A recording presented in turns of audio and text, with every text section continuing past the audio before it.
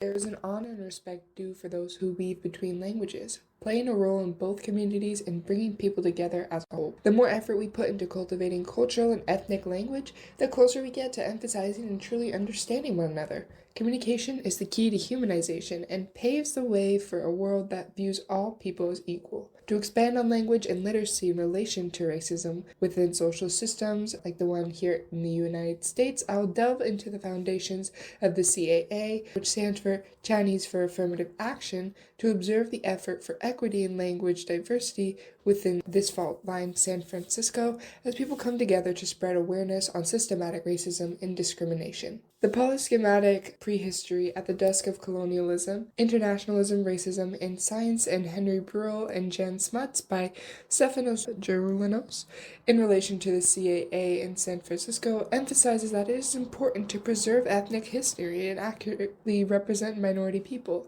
as both the Chinese for Affirmative Action and Geroulinos strive for a system that serves everyone, especially in language and racism, and within the fault line of San Francisco, California. History as a form of communication within the past and the truths we understand today can be warped by prejudice and discrimination, especially for minority people. In positions of power, people have the opportunity to mold the truths into a version that serves them.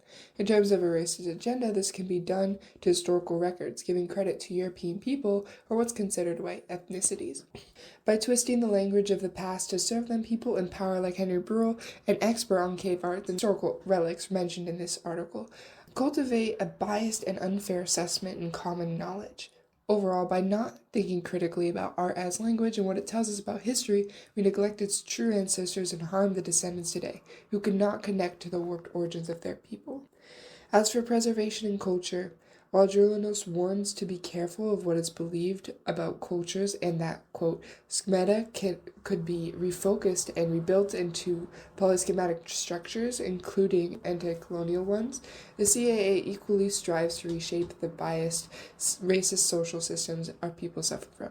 Both of these figures press for social justice, and while Geroulinos highlights the discrimination regarding the perception of truth in history, the CAA prefers to act against the injustice and work for an equitable and fair future for all people. In the end, a bias system hurts everyone who resides within it, and to break away, we must acknowledge it and fight for the better reality. Within San Francisco, the CAA is an activist for this kind of support, fighting to make loud the voices of the people who live there and don't get equal rights, votes, or representation. Both Geroulinos and the CAA are working against inequality in both the past and present, trailblazing to make a difference for the future. And another source for this sort of topic, a critical examination of common beliefs about language teaching, from research insights to professional engagement, by Kubota Ryoko, and its focus on the difficulties of a monolinguistic system, outlines the almost identical values of the CAA San Francisco, delving into the hardships that children who don't speak English face in an educational system that does not serve them, while the CAA seeks to change the social system overall, both working against discrimination in language and in relation to the communicative barriers of San Francisco. Kubota warns away the eagerness of the world to globally speak English. The practice, while practical, only stifles the beauty of other cultures and drowns out the diversity of humanity. By focusing on the English language singularly, we subconsciously promote the language as superior, and the people who speak it as well. Not so surprisingly, the primary English speakers are white, and all monolinguistic focus in English ends up being a focus on white supremacy. This resource relates to the CAA in their shared emphasis on teaching carefully to nurture equity and create an environment where everyone can thrive.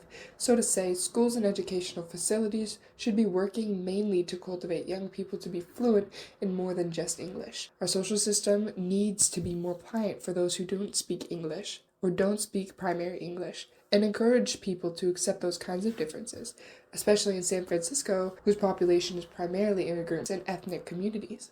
It is essential to be mindful of that and to accommodate a diverse language. In doing so, we learn to accept each other as a whole, advancing into a reality that nurtures all kinds of people and everything they offer. On another source about this, Language Politics in the USA, The Paradox of Bilingual Education by Crawford James, debates the benefits and challenges of a system that serves immigrant children who speak a language besides English as they enter school, honing in on the importance of language diversity in schools just as much as the CAA does within San Francisco, as both Crawford and the CAA have done research on different difficulties in the Bay Area with an emphasis on San Francisco. To be more specific, Crawford goes into depth on the conflict between native tongue and a monolinguistic English objective within education. He speaks on how an English-oriented system neglects the struggle of the minority and conveniently ignores the benefits of language diversity for more than just the students who naturally speak it. Speaking more than just one language is good for the mind and better for understanding the need for diversity.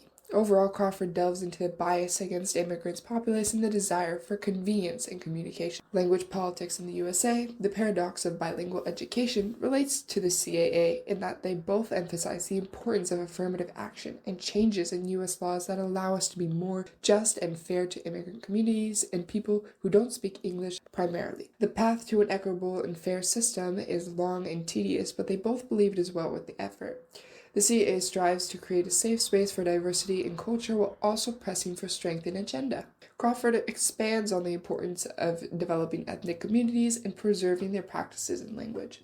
It is critical to be mindful of this within San Francisco, where a large amount of this research and study was done. Both of these experts realize the racism of it and seek to eradicate it and replace that system with mindfulness and activism for the sake of a diversity. And lastly, assessing the cultural and culturally sensitive printed patient education materials for Chinese Americans with type 2 diabetes by Ho Evelyn Y et al. Goes into the cultural aspect of communication and how we can effectively use language despite grammatical issues and innate value differences, displaying the importance of cultural integration just as the CAA does, aspiring to establish cultural communities as they are within the fault line of San Francisco, as all of the research Ho did was done in San Francisco within the university, in relation to the University of California, San Francisco. All communities have their own ideals for what is good and what is bad, and true understanding is mindful of those cultural details when it comes to translation. While there is a bias for assessments and necessary documents written in English, the effort to include and create an opportunity for Chinese immigrants and communities is prevalent in most fields. It is essential to equity in the path to a social system that serves every kind of person to be mindful of language and how it can influence discrimination. Assessing the cultural and culturally sensitive printed patient materials for Chinese Americans with type 2 diabetes represents the need for Chinese people in San Francisco as much as the CAA does, especially with their concentration as it is in the Bay Area, and how we can be more attentive to their cultural community to avoid communication barriers above all else. The CAA puts heavy emphasis on integrating immigrant culture into common culture and bringing sound to their voices in terms of political and social change. This research supports that goal in equal strides and represents the struggles of people in the current structure of our government and focus on international and social goals for language and singularity. In regards to the CAA, some of their goals and their focus is their emphasis on community strength as a key part of cultural integration, wanting for a system that allows all people to be part of it. Language plays a big role in that, since not speaking the same language and not having access to a version of the social climate that includes your language can be detrimental to all aspects of social life. The CAA wants to change that discriminatory factor, starting with San Francisco. They stress the importance of inclusions for ethnic communities in the sphere of systematic genres. Humanity is most prosperous when it builds upon all of its people, including cultural and communicative differences. We need those kinds of ideals in the representation of all diverse people to become an equitable, non-discriminatory system, emphasizing justice. Further, the CAA puts work into giving opportunities to people who don't speak English. Immigrants and immigrant children should have the ability to be part of modern and social cultural life. Beyond that, they should be allowed to participate in political change and community efforts. By including these people in those areas, we represent them, their way on this land, being fair and just to all the people that the United States serves. It is essential to do this so as to avoid neglecting that population and their needs in areas like communication and language. More than that, the CAA's service is expansive and equally inclusive, working for immigrant rights and giving people access to rapid response hotlines for emergency immigration situations, information about their rights, among workshops and other such efforts to sustain ethnic communities within San Francisco, allowing them an outlet to communicate through as language plays a crucial role in activism. The CAA represents immigrant rights in language, community, economy, education, and more than that. It is more than important to include include the immigrant populace in the conversation of rights and politics. They live here too, and they deserve a say as much as they deserve to have their needs met. In regards to language, they offer an essential view into communicative diversity that does well to educate U.S. systems on cultural differences and the beauty that can be observed through them. Information is more than a tool in today's age, and not accommodating for certain populace to understand it is neglectful and prejudiced. We can do better, and we should. That is what the CAA encompasses as a whole. More than just the idea of integration, the CAA also works directly to make changes for health and legal resources for immigrants. They advocate for those rights and want to incorporate Chinese culture and traditional values along with the common culture within San Francisco. It is crucial to represent the traditional language of Chinese people in San Francisco and the whole U.S. to give us the reality of difference. Language mindfulness is just one step on the path to an anti-racist agenda. The vision of the CAA stems from all the way back in 1969, striving for, and I quote, a world in which all people live free from bigotry, discrimination, hate, and prejudice.